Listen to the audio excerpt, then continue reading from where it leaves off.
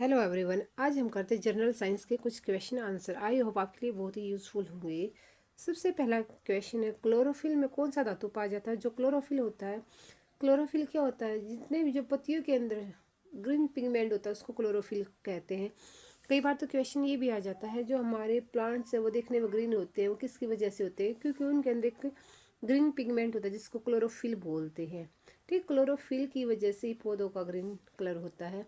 उसके अंदर कौन सी मेटल पाई जाती है? तो उसमें पाई जाती है मैग्नीशियम, Mg मैग्नीशियम।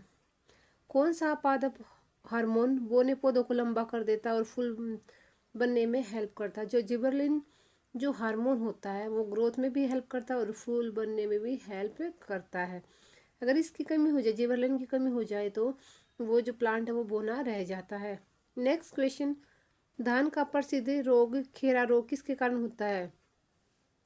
जो खैरा रोग होता है उसमें जो पत्तियां होती है, लीफ होती है, वो येलो कलर की हो जाती हैं।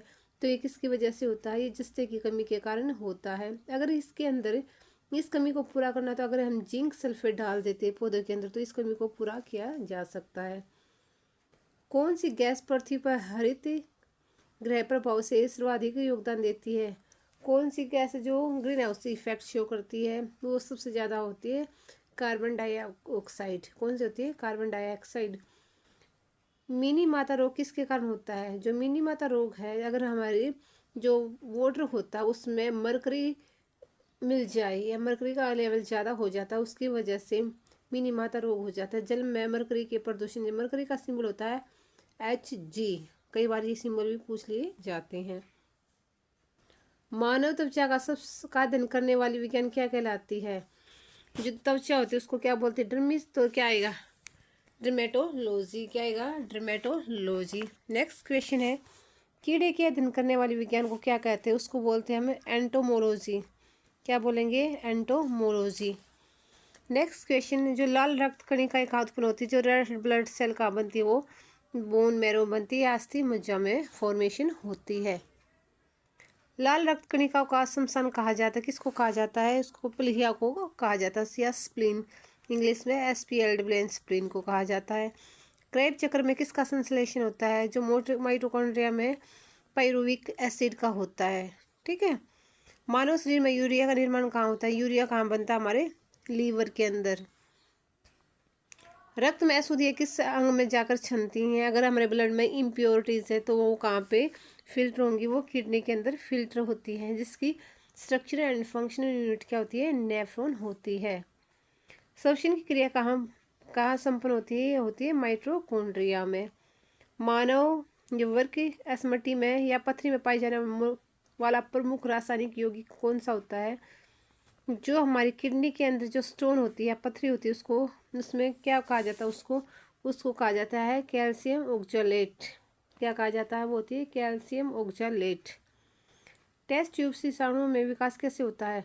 जो टेस्ट ट्यूब बेबी होते हैं उसमें अंडाणु का निषेचन टेस्ट ट्यूब में, जो फर्टिलाइजेशन होगा वो टेस्ट ट्यूब के अंदर होगा, और जो बेबी है अब जो बन गया है उसका विकास कहाँ पे होगा? गर्भाशय में ही होता है, जो नॉर्मल होते हैं उसी की तरह होएगा। नेक्स्ट क्वेश्चन है, नियंत्रित किस कौन सा पदार्थ मानव शरीर में ईंधन का कार्य करता है? हमें जो डेली लाइफ एक्टिविटी करने के लिए जो हमें एनर्जी वो कहाँ से मिलती है? वो हमें मिलती है कार्बोहाइड्रेट। और कार्बोहाइड्रेट के सोर्सेज क्या होते हैं? जैसे राइस हो गया, पोटैटो हो गया, व्हीट हो गया, बाजरा हो गया, शुगर केन हो गया। इन सभी चीज़ों से हमें कार्बोहाइड्रेट मिलता है और ये हमारे एज एनर्जी सोर्स प्रोवाइड करते हैं हमें। कैप्सूल का आवरण किसका बना होता है? जो कैप्सूल है उसके आउटर मोस्ट कवरिंग किसकी बनी होती है? स्टार्च की बनी होती है।